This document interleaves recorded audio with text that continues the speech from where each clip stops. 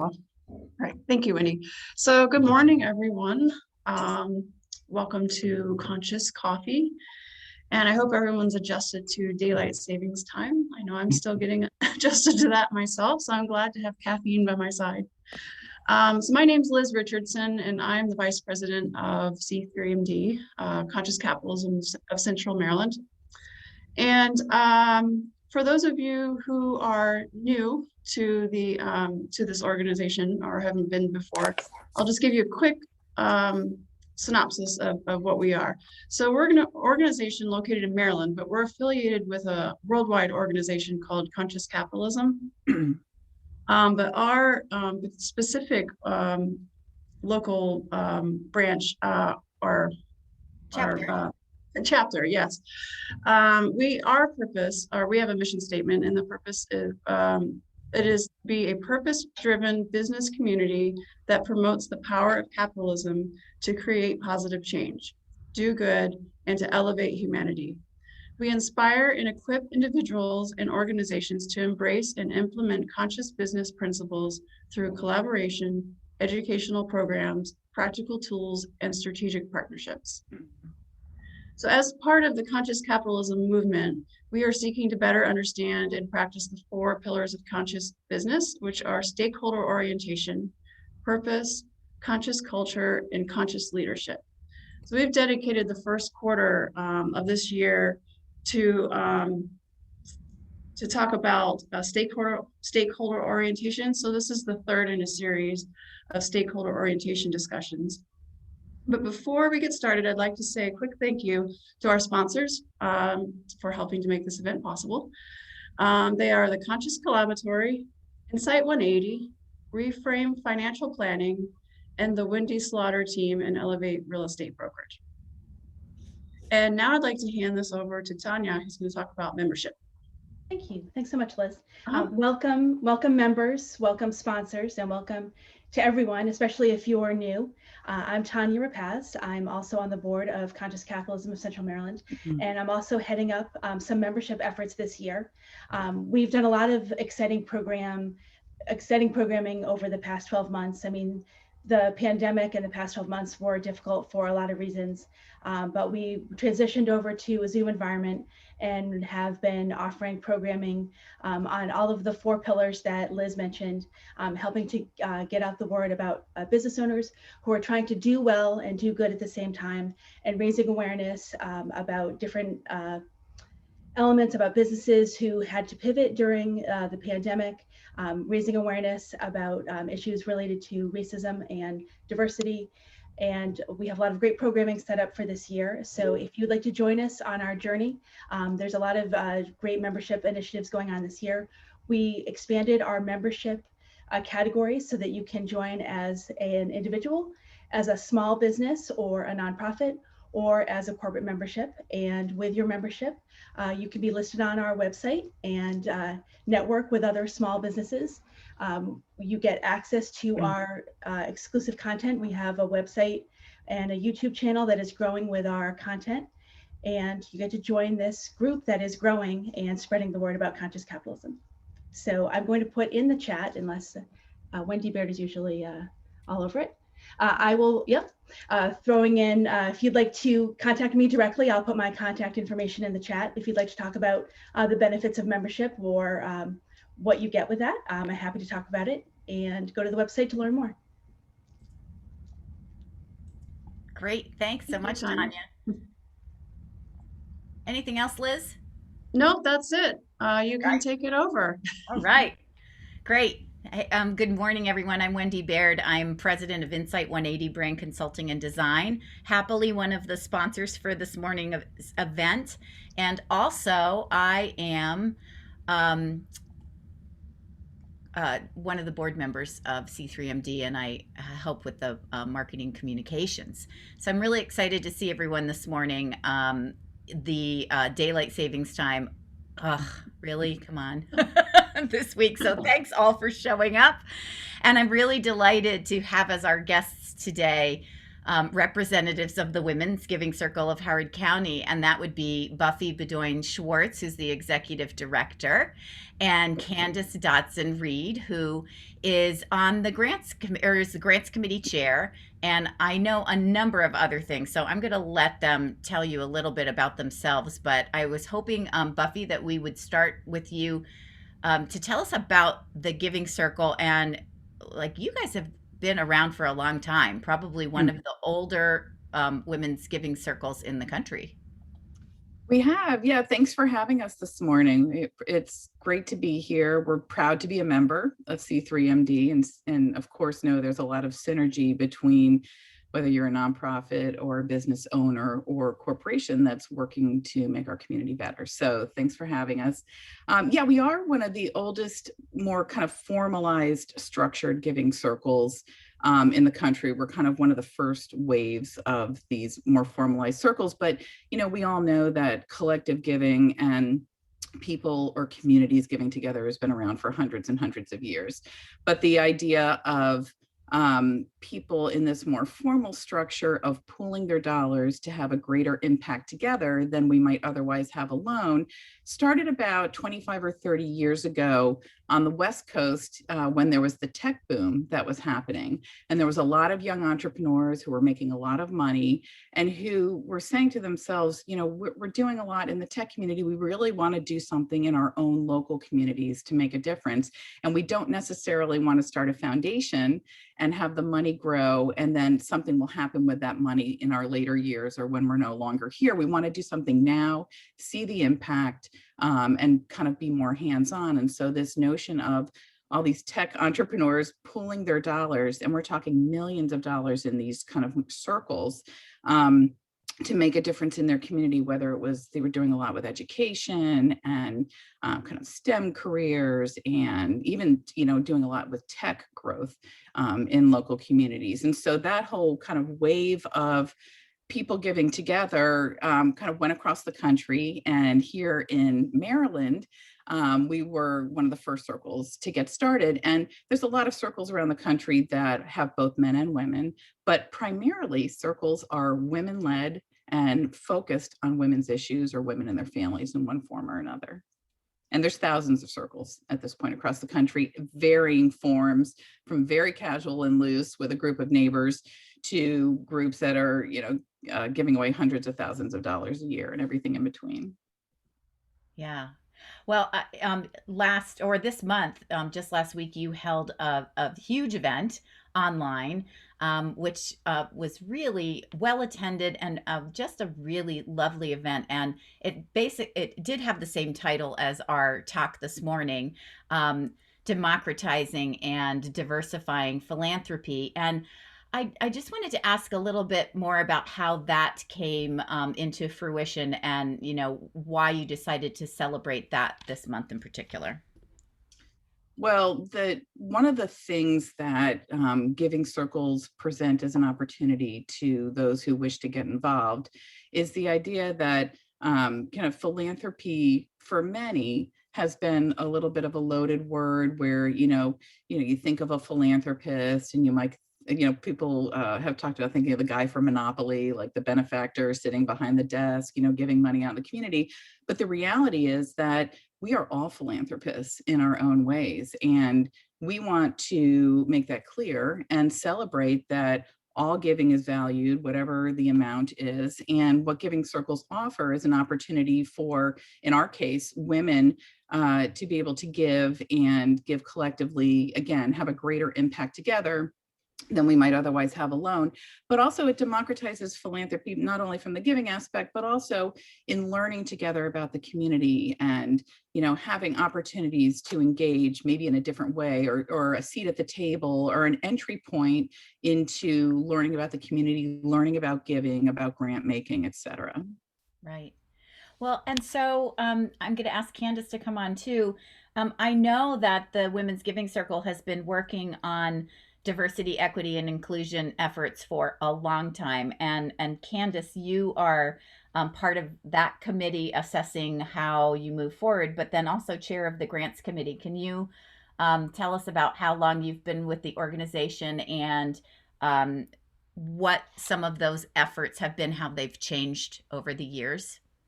Sure. Thank you for having us. This is such an important topic and something that I talk about in my day job, in my volunteer life, and everywhere I go. So I And tell appreciate. us what your day job is too, please, Candace. So my day job is Chief of Staff to the President and Executive Director of the Office of Equity and Inclusion at UMBC. And so, you know, I am a recent board member. I've recently joined the Women's Giving Circle, even though I've been involved for a number of years. And the reason why I joined and chose to chair the grants committee is because of this continued effort to work on diversity, equity, and inclusion issues with the Women's Giving Circle. And so I don't have a ton of time, but when Buffy called and after seeing what's been happening throughout the years, I really wanted to be part of the organization and continue to look at how we're addressing DEI issues. And so there's a couple of pieces, right? So there's the grant making side. And so who are the organizations that we're partnering with on grant making, right? Like, are we looking at grant making through an equity lens? Who are the organizations that we're partnering with also doing the same thing, right? Like, what does their board look like? What are their committees look like? What are their efforts towards diversity, equity, and inclusion look like? And this year we actually have social justice grants. And so we will be committing a number of dollars to organizations focused on social justice. And so please, if you know of some that you support, please get in touch with me because that's such an important issue, not just because we're having this sort of continued new racial reckoning in our country, right? Like, a lot of us know this has been going on for years. There's been a whole civil rights movement, right? Like, this is not new. And we should certainly refocus on this and look at strategies related to diversity, equity, and inclusion, given this racial reckoning that we're going through in our country now.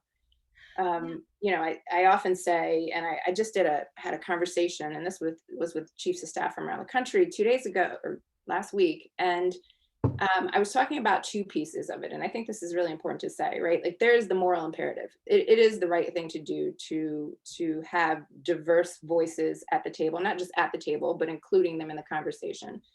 And it's also, and there's been a ton of research done on this, that it helps the organization, right? Like, there is the business case side as well. And so I think the Women's Giving Circle has done well with that, and will continue to do that as we look at DEI efforts in the future. Wonderful. So on Monday, your Giving Circle event, Howard County, it was said, was the first non-Black Giving Circle to participate in Black Philanthropy Month. What was the driving force for that? Well, one of our keynote speakers, Valeda Fullwood, is one of the co-founders of National Black Philanthropy Month, which is now 10 years. They're celebrating 10 years of doing this. And the idea behind it for the month is to have everyone, but in particular philanthropic groups, work in whatever way they choose in a meaningful way in their community to elevate Black philanthropic voices and Black philanthropic talent around the country. And so Valeda and I, we are colleagues and friends, and I've admired her work for years. And we really wanted to invest resources and time and energy in bringing what National Black Philanthropy is doing around the country here to Howard County. And so, like you said, we were the first non-Black Giving Circle to be a funder. So we were proud to support from a financial perspective for a number of years. This past year, we took it even further. And not only did we support Black Philanthropy Month financially as a funder, but we brought the concept to Howard County. And I hope at least some of you saw what we did in August, which is Black Philanthropy Month. And we have a fabulous committee that's part of our DEI committee. It's called Our Giving Our Stories, led by Melinda Madsell, who's a local former business owner in our community. If you know Melinda, she's fabulous. But she, working with Judy Smith and Henna Nassim, who run the DEI committee, and have done amazing work. And Wendy is on our committee, who's sitting here today. Have taken this notion of Our Giving Our Stories, and we really wanted to elevate the voices and stories of Black women philanthropists in our community. So each day for 31 days, They answered several questions about their giving and what giving means to them, and kind of their history of giving, and the stories are just amazing about why women give. And so again, it's called Our Giving, Our Stories. You can find it on our website, womensgivingcircle.org. But we decided to again put more resources and energy into elevating Black philanthropic voices throughout the month of August. What we've now done, because that was just so meaningful for many of the women involved and many of the women involved in the circle, is next month we're going to launch a year-long Our Giving, Our Stories effort. So we're still going to do 31 profiles for Black Philanthropy Month in August, but now we're going to be doing one profile a month throughout the year, based on what's happening that month, whether it is Disability Awareness Month or, there's something happening each month that we're going to elevate the voices of women in our community who are giving back in ways that are meaningful to them. The other thing, So we will be inviting the community to provide information. So if when we put out information about kind of the next profile, we will encourage all of you to send in the names and information of women that you may know who are doing great work in the community. Nice. the other thing I wanted to just quickly, emphasize with that as well is that we had an event in August to Yes. celebrate Black Philanthropy Month as well. And we had two, speakers talk about their giving, right? And one of the things that was important from that for me, and there were many things, but one of the themes was sort of what Black giving looks like, right? Like it may not look exactly like what you think philanthropy is, right? And so how do we start to say, Black folks have been giving for years and upon years. One of the guests talked about, they're giving in the church, or talked about taking in a family who, was struggling in their community and providing for them until they could get back on their feet. And so like giving looks different for different folks. And so how do we continue to highlight that and talk about that and make sure that we're saying that is also meaningful and contributes to the well-being of our community? And that theme also came up the other night on at the event that we hosted as well. I love that. That's one of the things I was sharing with Buffy, is how inspirational it is to be able to see the requests that come in, and you have an opportunity, if you're on the mailing list, to give. And I mean, it can be $10, it can be $100, it can be whatever you've got. But oftentimes before I even get a chance to respond, I get the email that the need has been met. And that it really truly does feel wonderful to be part of that collective giving that can make a difference. I wanted to ask you what you've seen in terms of giving, in this past year with there've been so many people with more need, and how has that shifted things for how the Women's Giving Circle chooses the beneficiaries? It has this past year. When COVID hit last March, a lot of funding groups decided to take a step back and make quick decisions about, the unprecedented nature of the global pandemic and what were we going to do in terms of our own funding.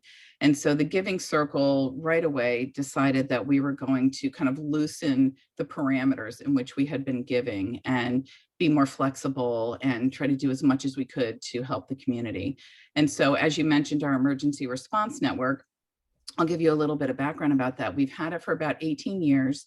And when we first started about 19 years ago, one of the things that we did was not only bring in money to give out grants in the community on a yearly basis, but we were one of the few giving circles in the country that chose to start an endowment so that there'd be money in perpetuity in Howard County to fund programs that benefit women and girls. And so because of starting the endowment, which is at about, fluctuates, of course, based on the market, it's been over $1 million. It's at about $800,000 right now, but that money will always be there so we can take a percentage of it to support women and girls. But because we started an endowment, it meant that not as much money was going out in the community into grant making. And when we started, there were women who were saying, I love this. I'm glad we're, developing an endowment, but we also want to be funding women directly. We want to see how our funding is helping women. And so we started what we call the Emergency Response Network. And the idea behind it was that we have nonprofit partners that we work with in the community. They work with women who are clients. And if there's a woman in need of funding to help support her for an emergency situation up to $1,000, we then send us the information from our nonprofit partners to our email list, which has about 1,500 primarily women on it in Howard County. We give a little bit of information, of course, not the person's personal information, but the idea behind, what her specific need is. And then, like Wendy said, there has never been we've had, I think, about 125 in the past years. Emergency Response Network requests, and there is not one that we haven't filled. Most get filled instantly within an hour. Some get filled within 12 minutes, depending on what the amount is. For many years, like I said, we kept it at $1,000 or less. So if the request was $963, the minute we would hit that, we would close it and not take any additional money. But what we did this past year, we decided to do two things with the Emergency Response Network. One is that we were not going to cap it at a certain amount. If, like Wendy said, that it would close so quickly, she wouldn't even have a chance to give. And we would hear from women like, oh, I wouldn't want to be able to do that. So now we're leaving it open. And as many people who want to give to that particular woman in need, we're having that money go directly to her. It goes to the nonprofit who then helps support her. But secondly, we decided that there are nonprofit partners in the community that needed funding instantly to help with, basic needs with food insecurity and rent assistance and things like that. You probably know many of them, Community Action Council, Columbia Community Care. And so we decided to fund organizations as well, our partners, to be able to support them through this unprecedented time. And so we are still working within kind of our expanded grant making guidelines, like many funders across the community. And we're going to do that for the foreseeable future. We also, I think, because of the unprecedented need, we were able to quickly call on our partnerships and partnered with United Way of Central Maryland, the Horizon Foundation, and the Community Foundation of Howard County, of which we are a fund. So the Women's Giving Circle is a fund at the Community Foundation. But our 4 groups partnered instantly to create something called HOCO Respond. And the idea behind that was to kind of streamline both the giving process for individuals in the community who wanted to help address COVID needs, and to also kind of leverage our collective networks to be able to not only bring in funding, but give funding out through our networks to our nonprofit partners. So since last March, our 4 organizations have given out over $600,000 to our nonprofit partners to support COVID needs in a number of ways. And so that was different for us this year. Like many funders across the community, kind of really assessing the instant need and making decisions to meet the need as best we can. Good. Yeah. Can I also add to that just a little bit? The other thing is that we know that this pandemic disproportionately affects Black and Brown people, whether you look at health equities, economic situation, housing, education, all of it, right? And also women from a workplace perspective. And so, part of the conversation, and when we talk about looking at things through an equitable lens, part of the conversation is being real about that and saying, we know this, the research is there, the data is there. Mm-hmm. And how are we thoughtful with our approach, right? Like, how can we be thoughtful about who we choose to fund, who we choose to partner with, that sort of thing. And so that piece of it to me is really important, given that we know how this disproportionately affects people of color. Yeah, I love that. Thank you. So what role do you see for-profit businesses playing in the future of collective giving? Well, I think there's a lot of ways that businesses already, as you all know, partner in the community. But just by way of example, with the Women's Giving Circle, with our annual celebration last month, that is a fundraiser for us, but it's also a great opportunity to have more people learn about the work that we're doing and the things that we're funding. one way that businesses are partnering with the Women's Giving Circle is by sponsoring events like that. So we had 118 sponsors for the annual celebration. There were a number of individual women who would do that, women business owners, and many who, from a business perspective, wanted to invest in women and girls by sponsoring, which is in alignment, I think, for businesses. As you all know, better than most businesses who want to support the community do so with a lens of altruism, but also, focusing dollars and energy on things that affect your business or affect you personally from a business perspective. And so that's a great opportunity to do that. But I also think that there's ways to be thinking about what's happening in our community, whether it's from a COVID perspective, which touches everything, and the capacity needs of our nonprofit partners. There's lots of ways, depending on what your business is focused on, from a technology perspective or whatever it might be, to be thinking about how to support our nonprofit partners during this challenging time, and all the needs that are going to continue for months and years to come. For sure. The Columbia Community Care, FYI, we kind of have adopted that organization this year, inadvertently or not, but we always offer folks who are registering the opportunity to give to a nonprofit. And we've included Women's Giving Circle this month, and also, but have always had Columbia Community Care, just from the great work that they've done. And what a story that organization is. In terms of businesses, Liz had asked, how can business help further the shift towards more equitable and representative giving? I think there's a couple ways. One is to be in touch and understand the diverse needs of the community. And certainly by partnering with an organization like the Women's Giving Circle, that becomes more possible with the Columbia Foundation. I'm sorry, it's not called that anymore. The Community Foundation of Howard County. So know the needs. The other piece of it, and I've talked about this for years and years and years, and I know there's some legislation in Annapolis about this, and I testified on this coming out of the speaker's office, is look at the diversity of your organizations too. Are you looking at the diversity of your board? Are you looking at the diversity of the leadership in your organization? Because we know that that having those diverse perspectives at the table in your decision making, whether it be about giving or anything else, is important. And if you have them at the table, if you have diverse perspectives at the table, what are you doing to be inclusive and so folks feel like they belong, so that they can voice their opinion, concern, perspective on the ways in which you engage in the community. And I think that's super important. I never miss an opportunity to say that. That's great. And actually, there's a question that relates very much to that in the chat. What ways specifically have you changed guidelines for grants to target money that support Black and Brown-led organizations? Yeah, I appreciate that question. So I think I mentioned the social justice grants that we will be working on. We have not come up yet with the guidelines as to what that will look like, but that's something that I'm working directly with Buffy on, and with the grants committee, as we not only assess need, but also figure out how to specifically, to your point, target Black and Brown-led organizations. But that is a focus for this year, and we're meeting, I think, next week. Is that next week, Buffy, or this week, to start to work through that? Yep. Great.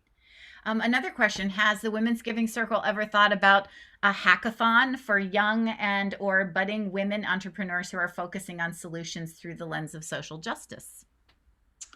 We have not, but boy, does that sound cool. I think you might hear more about it at your next DEI meeting, because that question came from Wendy Muma. So yes, I know. I love it. Wendy and I are following up after this anyway, so I'm sure we'll have a great conversation about that. I actually really like that. How are we looking at, solutions to the big challenges that we're dealing with as it relates to DEI issues or social justice issues? And, we talk about that at the college a lot, right? Like we have a program called Grand Challenges, where we, invite students to look at all, students from every discipline, not just STEM, right? To look at the big challenges that we're grappling with related to social justice and racial equity, and come up with innovative solutions to the challenges. Some of it involves technology, which is really cool and not my world, And some of it is the people part, right? Like, how are we talking with people? How are we going into communities of color and not being like I'm here to save you, and how are we working on that piece as well? And so they come together in an interdisciplinary way to really work on these issues, and you'd be surprised what the next generation can come up with, and from their perspective to understand, not only understand the challenge, but use technology and social skills to address them. Right. And then from Danielle Marshall, out of curiosity, are you applying on racial and a racial equity lens to other grants not in the social justice portfolio? Yes. The answer to that is yes. I'm the 1 month old grants chair, but yes, the answer is yes. Come on, we want answers now. Right. I'm trust me when I say I'm working on it. I'd be happy to follow up with you after this. But literally, I've been here 1 month, but I am certainly looking at all of this. So I appreciate the questions. But I'll also say too, our Diversity, Equity, and Inclusion Committee, and hi, Paula, yes, you're here too. Sorry, without seeing your face, I missed your picture. But Paula Seabright is also on our Diversity, Equity, and Inclusion Committee. But what the committee is doing right now is we're undergoing a process where members of the committee are reaching out to the chairs of each of our other committees to be doing an assessment. Where are we being successful? Where are there gaps? Where can we identify areas to enhance, including with our grants committee? But we're doing it for all of our committees. I mean, the idea is to have a DEI framework for all of the work that we're doing throughout the Giving Circle. And it's not happening overnight. I mean, we've had this committee going for a little bit over a year and a half. It's been great. We've received national funding for our efforts and some local funding to continue our efforts. And we know that it's a journey that we are on as an organization, but that is the goal, to have a framework by which all of the work that we do has a full-on diversity, equity, and inclusion lens. And it was interesting, Danielle, with your question. One of the co-chairs of our Diversity, Equity, and Inclusion Committee, myself, and our chair, Barb Van Winkle, recently participated in a 6-month racial equity community of practice with other giving circles around the country.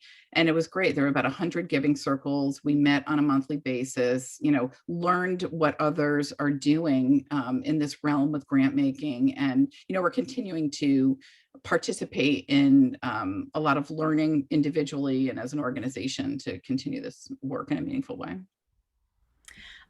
Is there any advice that you would give to business leaders who are interested in incorporating this kind of philanthropy into their business models?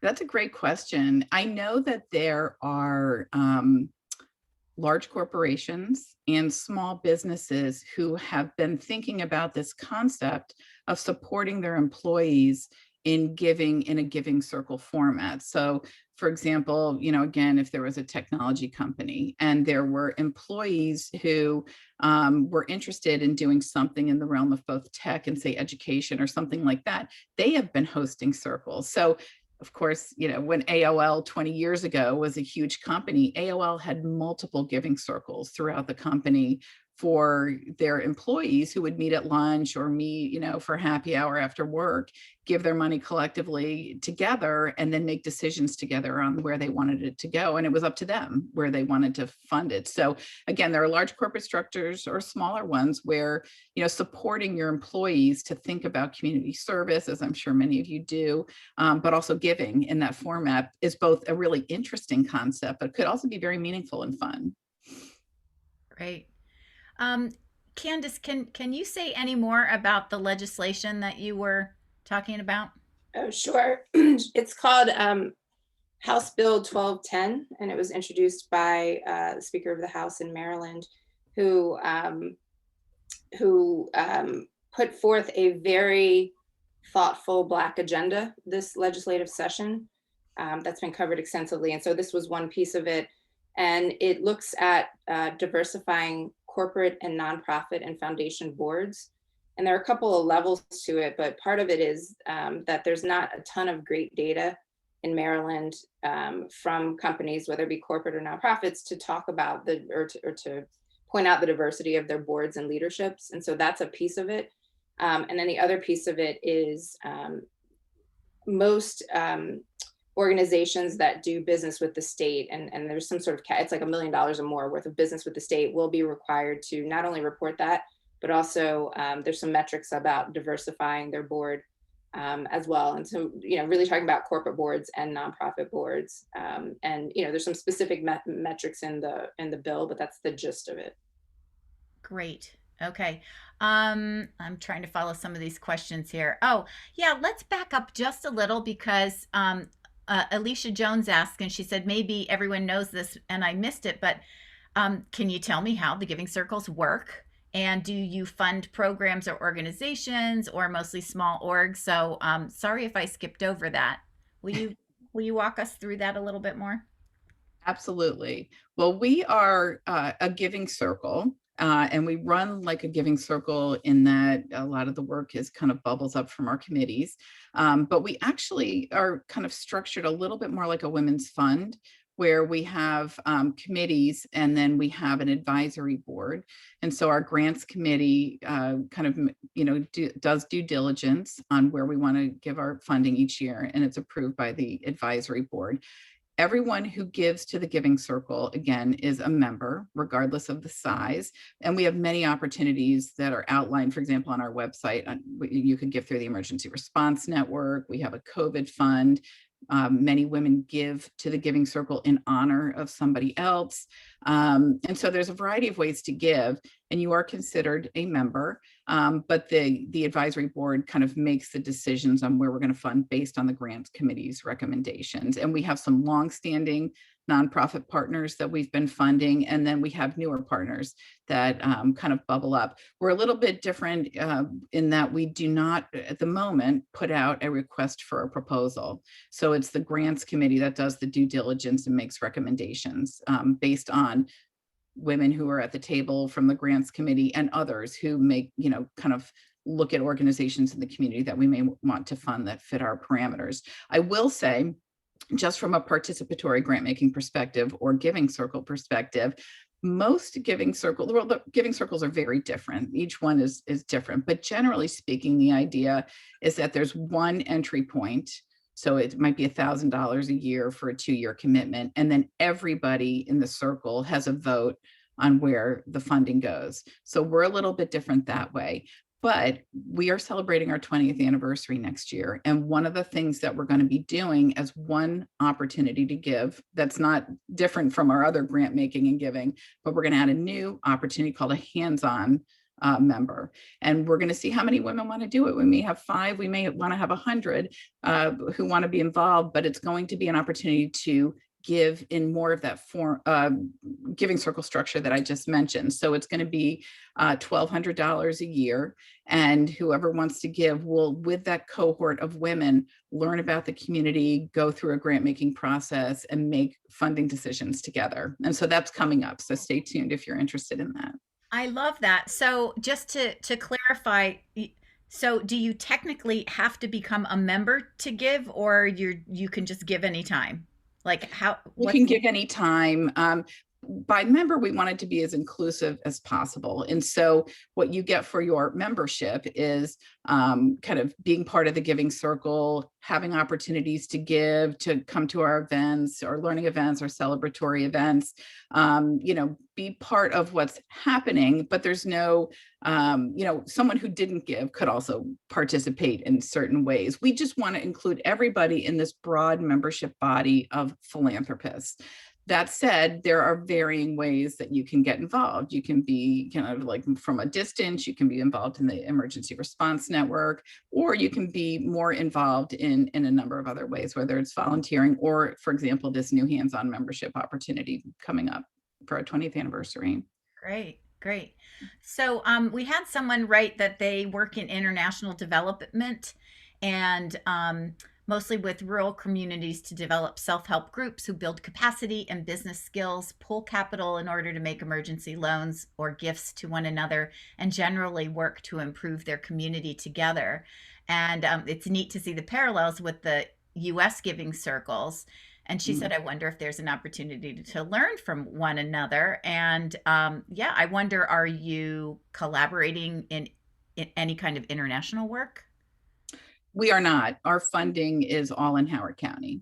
But there are giving circles around the country who are only give internationally. And so, some are based on geography, some are based on issue area. And, it's very interesting. And many are virtual too, especially the global giving circles. Right, right. Okay, good, good to know. So, what else do you have planned in your 20th anniversary year? Any other sneak peeks you can give us? Well, even before we get to our 20th anniversary year, I'll say there's two things we have happening right now. Our annual celebration last week focused on democratizing and diversifying philanthropy, as we've talked about, but it was also celebrating sheroes among us. And so one of the things that we wanted to do was really highlight women philanthropists and what women are doing in our community. And by giving, it's not just giving money, it's volunteering and doing all the things that we know that women are doing in our community to make things work, particularly in this last year with COVID and all of the extra challenges that have come before us. And so there's two things. One, we have something called the Sheroes Mosaic, virtual mosaic. That was so fun. It's really a beautiful thing, I must say, but it is, if you go to the homepage of our website, it's a virtual Shero mosaic. And right now there are over 500 women who are represented on this mosaic. And the idea is that we believe everybody's a Shero, and we wanted to celebrate what women are doing. And so women have been highlighting their friends, their family, their neighbor, their coworkers, whatever it may be. It's not a long and laborious process, but you can upload a picture of a Shero in your life and just put a little bit about, why you thought of them for this. And so we're keeping this open until next Wednesday. And if anyone knows of anyone that they'd like to be part of this, virtual representation of women in our community, I encourage you to add your Shero. If you have any problems, just email me. I'll help you out. But we're going to close it next Wednesday, and then it's going to be a permanent part of the Women's Giving Circle that'll be on our website and on social media and referred to, for a long time. We're very proud of this mosaic and weaving of women throughout our community. So I encourage you to do that. But also, we featured 5 Sheroes at our annual celebration. 5 women who are leading nonprofit organizations that we fund, that are our nonprofit partners. And it was great. Candace was our host for the evening, and it was just a really kind of, I think, meaningful way to continue to support women leading these important organizations. We also gave them surprise grants that night at the event. But we only had a certain amount of time, and so we didn't have an opportunity to have them speak about their organization. So we are following up on Wednesday, the 14th of April. Let me make sure I've got that date correct. Yeah, Wednesday, the 14th of April at 8:30 in the morning, and having, just like this, a virtual coffee with the heads of the 5 organizations. It's Vanita Leatherwood from HopeWorks, Beta Dayhoff from Community Action Council, Erica Shavaria from Columbia Community Care, Jen Broderick from Bridges to Housing Stability, and Dr. Martiana Israelson from Grassroots Community Grassroots. So they're going to be on. It's going to be a casual coffee, but we want to have them have a chance to not only meet women in the community who want to meet them, but to learn 3 things. 4 things. One, about the organization, but how you can donate financial resources, how you can volunteer and donate your time, and how you could donate from kind of a product perspective, any supplies that they might need. So there's lots of ways to give and engage with these very important organizations in our community. So those are 2 things that we have going on right now that we invite you to participate in. Wonderful. Thank you. We will check those out. I'm trying to look back over some of the questions. Thanks, everyone, for the questions in chat. Keep them coming. They're great.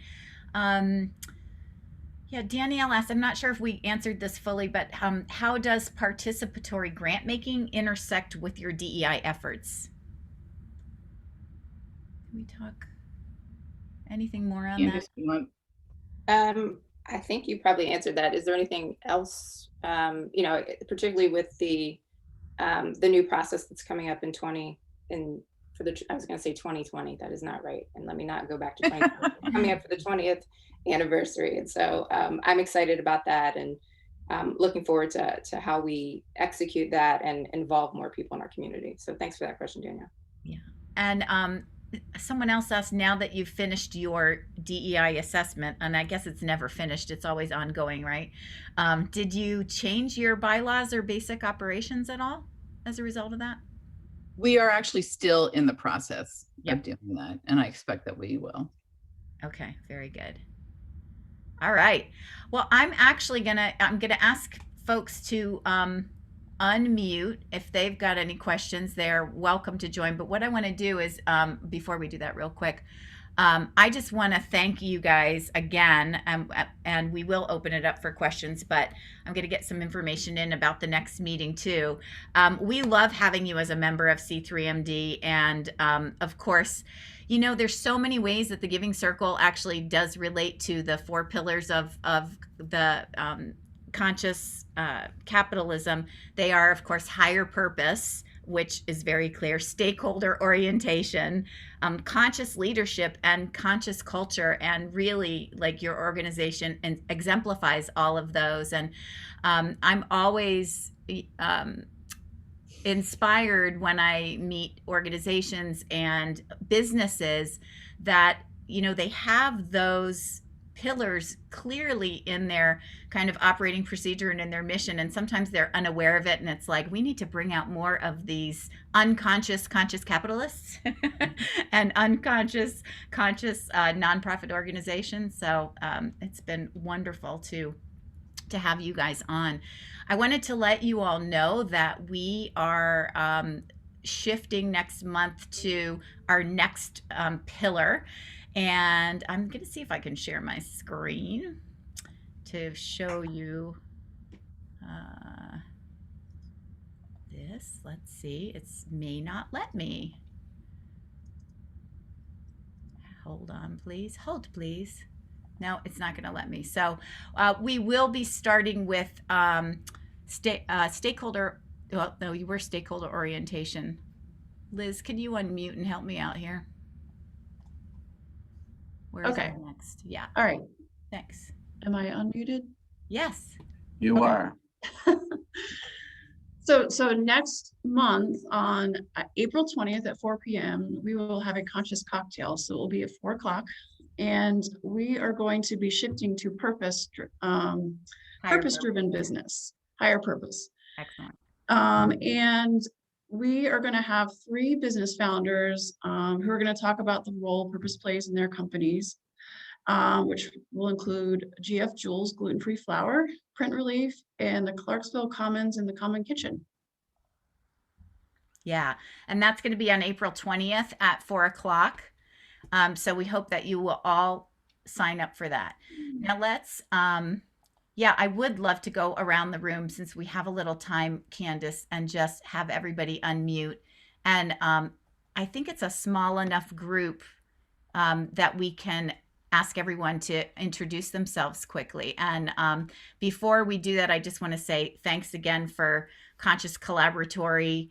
And actually, why don't we start with you, Wendy Muma? You're here. You can introduce yourself. And I want to thank Reframe Financial Planning and the Wendy Slaughter team and Insight 180 for sponsoring the event.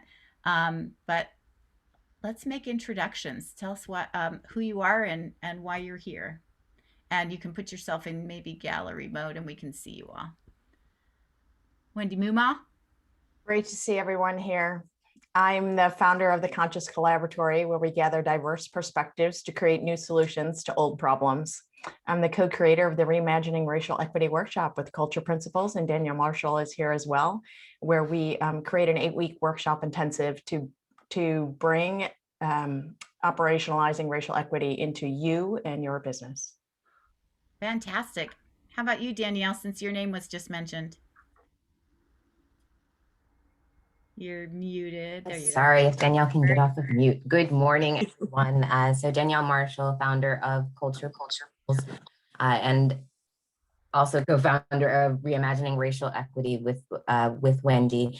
Primarily what I am on right now is helping people move from the performative statements we are seeing abound so plentiful at this moment to operationalizing their goal and making racial equity plans in particular a little bit more tangible, where there are benchmarks and clear objectives that we're trying to hit, both from a moral and from a business perspective. Fantastic. Thank you. Hey, Paula Seabright, can you unmute and introduce yourself? Maybe. That was hard for some reason. My phone wasn't cooperating. Good morning. First, I want to apologize for not being on video. We are short a computer charger in our house, and my son is in class right now, so I can't use my computer because we both are at that place where you have to have your computers plugged in all the time. But I'm Paula Seabright. I am on the DEI committee with the Women's Giving Circle. I am involved in a few other things in our community, and I have a diverse family, so democratizing and involving people who look like my family in philanthropic efforts is extremely important to me. Candace is, I'm her fangirl. I look to her for a lot of guidance in this area. So I just want to thank everyone for holding this event. I've learned a lot. Thank you. I love that. Thanks so much. Matt Richardson. Good morning. I'm Matt Richardson, co-owner of Indigo Inc. With Liz, and we're a printer in Howard County. We're an eco-conscious, eco-friendly, conscious capitalist printer, among many other things. Been working with some of you for many years. So that's us. I'm the lesser half. Thanks for joining us. Shelley, can you, are you able to unmute yourself, Shelley Talcott? Yeah, I can go on camera too. I'm just early morning. Yeah. So my name is Shelley Talcott. I'm Senior Director of Integration and Initiatives at Chorus International. I'm the one that works in international development, and I work on organizational development and efficiency and change management and all sorts of special initiatives for our organization as we strive to become the next generation of a INGO in this world. Wonderful. Thanks so much for joining us. We're happy. Yeah, it's interesting to see the connections. So it's great. Thank you. Yeah, great. Alicia Jones. Good morning. Good morning. It is so good to see everyone this morning. So I'm the Executive Director of Challenging Racism, which is an organization that basically develops curriculum, and we have trained facilitators that come out and teach organizations about systemic racism.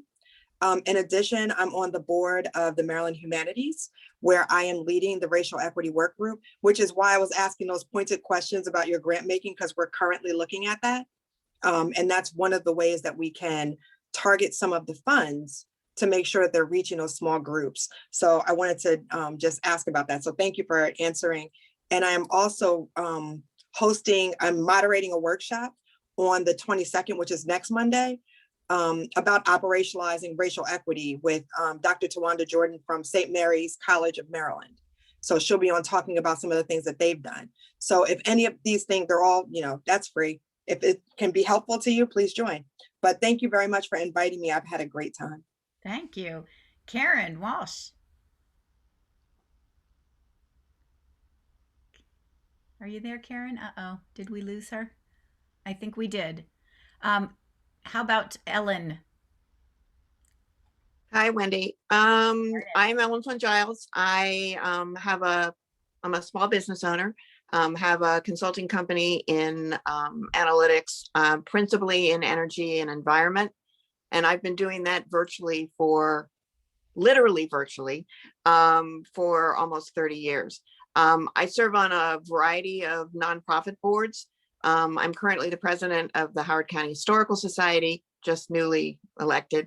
And we're certainly looking at the ways in which all stories are told, and how do we reach out and make that clear that history doesn't belong in one segment, but across the board, but also in the arts and education and governance. So I try to think that what I help to do is connect things, without getting lost.